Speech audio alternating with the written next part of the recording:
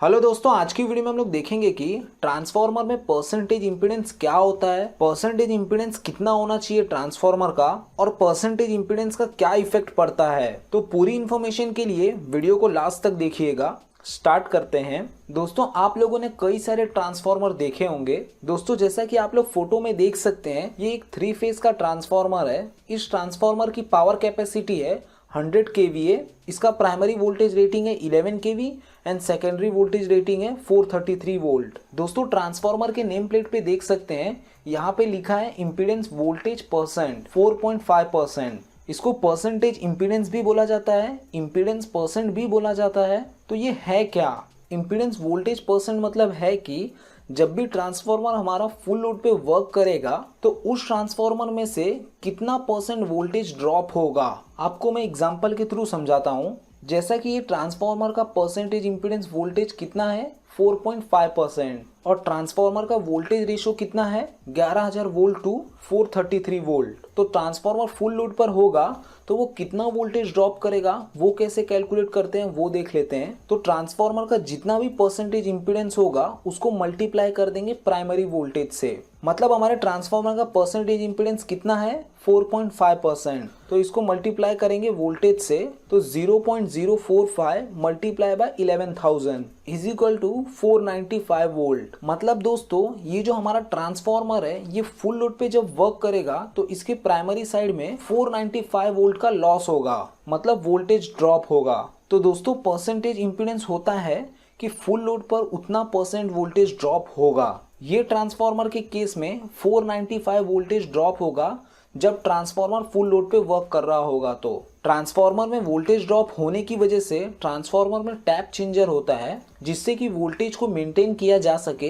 दोस्तों, अगर HT side में वोल्टेज ड्रॉप होगा तो जाहिर सी बात है कि हमारे एलटी साइड में भी वोल्टेज कम होगा। हमें 415 वोल्ट मेंटेन करना होता है ट्रांसफार्मर की सेकेंडरी साइड में। जब ट्रांसफार्मर के ऊपर कोई भी लोड नहीं होता है तो ट्रांसफार्मर में बहुत ही कम वोल्टेज ड्रॉप होता है। बट ट्रांसफार्मर के ऊपर अगर लोड होगा, मतलब फुल लोड के आसपास होगा, तो उसमें अच्छा खासा वोल्टेज ड्रॉप होता है। कितना वोल्टेज का ड्रॉप होगा वो हमें परसेंट इंपीडेंस वोल्टेज से पता चल जाता है। दोस्तों, ट्रांसफार्मर का मिनिमम परसेंटेज इंपीडेंस वोल्टेज कितना होना चाहिए वो देख लेते हैं। तो दोस्तों, 630 kVA से नीचे के जो ट्रांसफार्मर होते हैं उसका मिनिमम परसेंटेज इंपीडेंस होना चाहिए 4%। मतलब 4% तो होना ही चाहिए, उससे ज्यादा होगा तो भी कोई दिक्कत नहीं है, लेकिन कम नहीं होना चाहिए। और 631 से लेके 1250 kVA का जो ट्रांसफार्मर है उसका मिनिमम परसेंटेज इंपीडेंस होना चाहिए 5%। और दोस्तों, इससे जो बड़े ट्रांसफार्मर होते हैं उनका मिनिमम परसेंटेज इंपीडेंस कितना होना चाहिए, अगर आप लोगों को जानना है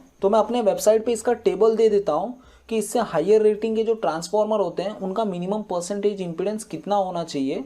मैं उसका लिंक डिस्क्रिप्शन में दे दूंगा, आप लोग उस पर क्लिक करके मेरे वेबसाइट पे जा करके इसको रीड कर सकते हैं। अब दोस्तों, हम लोग देख लेते हैं कि इफेक्ट क्या होता है परसेंटेज इंपीडेंस का। दोस्तों, ट्रांसफार्मर को जब भी पैरेलल में कनेक्ट करना होता है तो बहुत सारी कंडीशन होती हैं, वो सेटिस्फाई होनी चाहिए, तो ही हम ट्रांसफार्मर को पैरेलल में कनेक्ट कर सकते हैं। परसेंटेज इंपीडेंस भी उन कंडीशन में से एक कंडीशन है। दो ट्रांसफार्मर को जब पैरेलल में कनेक्ट किया जाता है तो कोशिश ये की जाती है कि दोनों ट्रांसफार्मर का परसेंटेज इंपीडेंस सेम हो। बट दोस्तों, प्रैक्टिकली ये हर बार पॉसिबल नहीं हो पाता।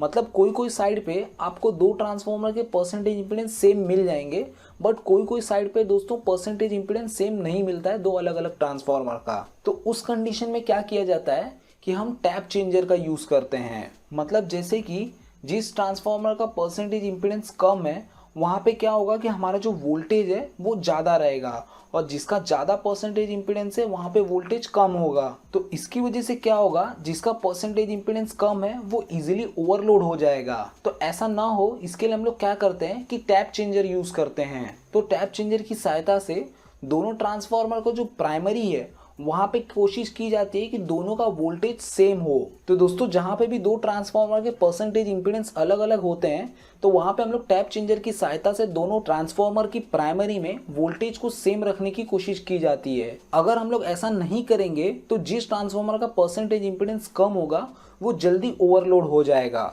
दोस्तों, परसेंटेज इंपीडेंस वोल्टेज का यूज हम लोग शॉर्ट सर्किट कैलकुलेशन के लिए भी करते हैं। मतलब अगर ट्रांसफार्मर में कोई शॉर्ट सर्किट होता है तो कितना हायर अमाउंट का करंट फ्लो होगा वो चीज कैलकुलेट करने के लिए हम लोग परसेंटेज इंपीडेंस वोल्टेज का यूज करते हैं और सर्किट ब्रेकर के सिलेक्शन के लिए भी परसेंटेज इंपीडेंस का यूज किया जाता है। तो दोस्तों आज की वीडियो में इतना ही देखेंगे। आप लोगों को ये वीडियो कैसी लगी प्लीज मुझे लाइक करके एंड कमेंट करके जरूर बताएं। Thank you for watching. मिलते हैं नेक्स्ट वीडियो में।